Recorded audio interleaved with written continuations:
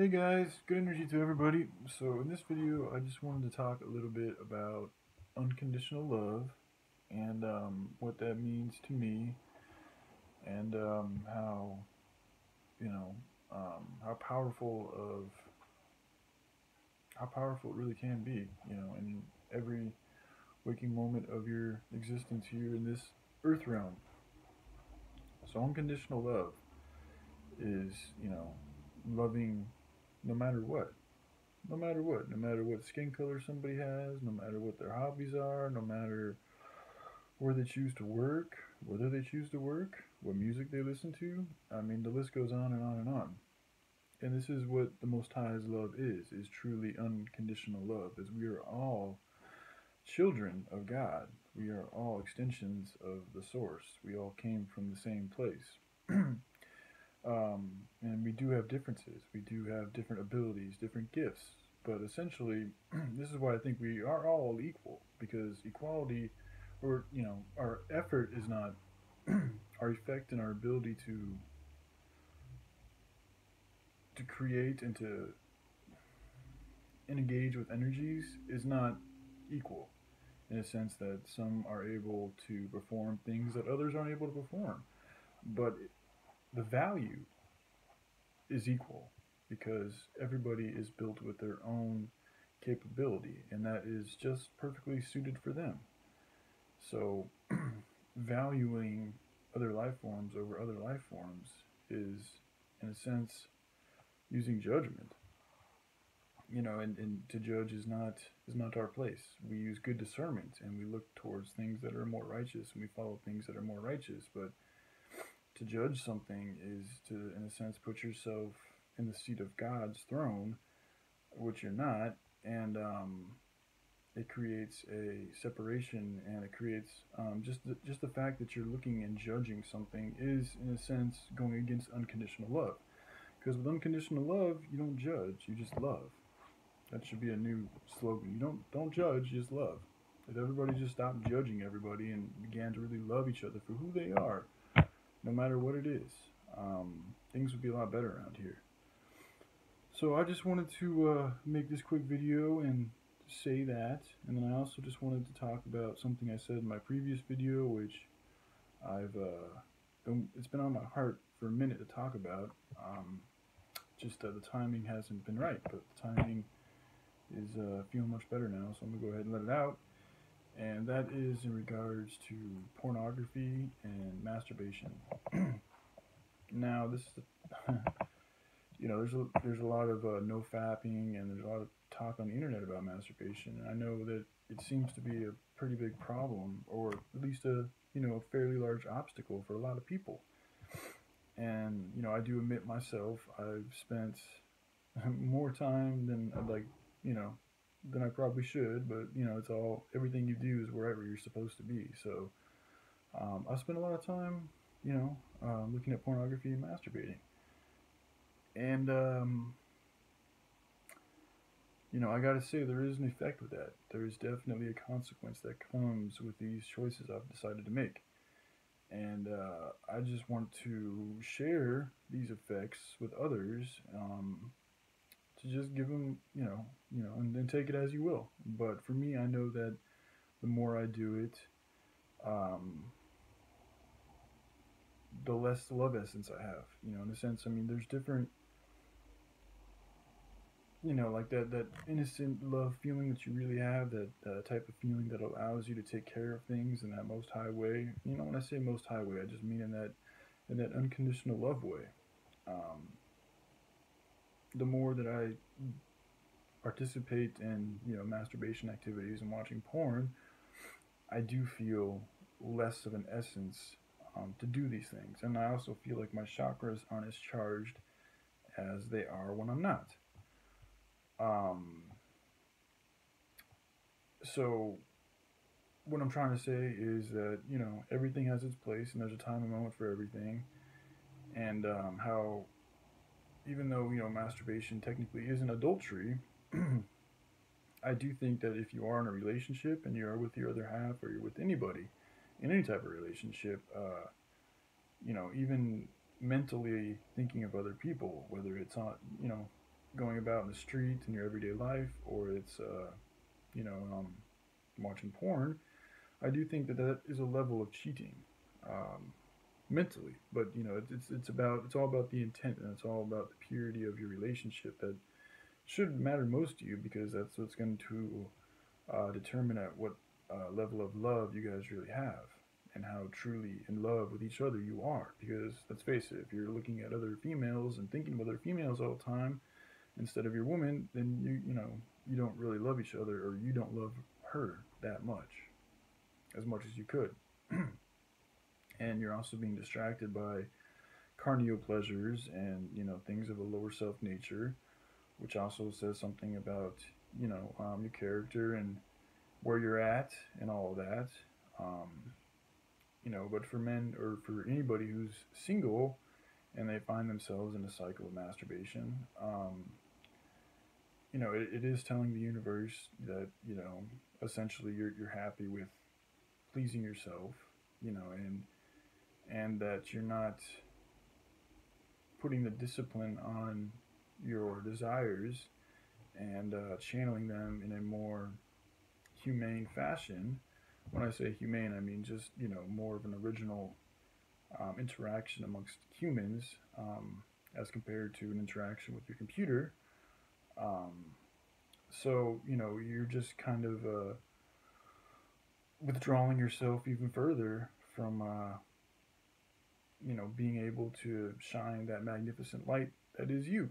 And then I feel like it also can, at least for myself, it can put rather disturbing thoughts in your mind sometimes. Like for me, like I won't even like my addiction to it, because I will call it that, because it's something that for a long time I've relied on to please me for sometimes multiple times a day.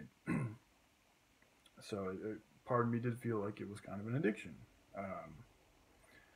And I know that these type of addictions, every addiction has an effect, has a consequence. So for me, one of the things that would happen is I wouldn't even be thinking about porn. Like it's different than other addictions, because other addictions, like with alcohol or whatever it may be, when I wasn't indulging in it, when I wasn't consuming it, a lot of the times in my spare time, I'd still be thinking about it. I'd be thinking about how good it's going to be, or hoping that I had some, or things of this nature.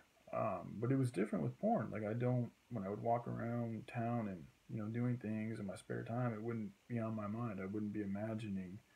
Um, I wouldn't be thinking about it. But I would still. What I noticed is when I would be around females, and to be honest, even it so it is a portal for debauchery. Is my main point, because I've noticed that being around other human beings, certain thoughts will pop into my head that it's like, whoa, and it's just like, I know that in my heart, in my what I really want has nothing to do with these thoughts that are coming in.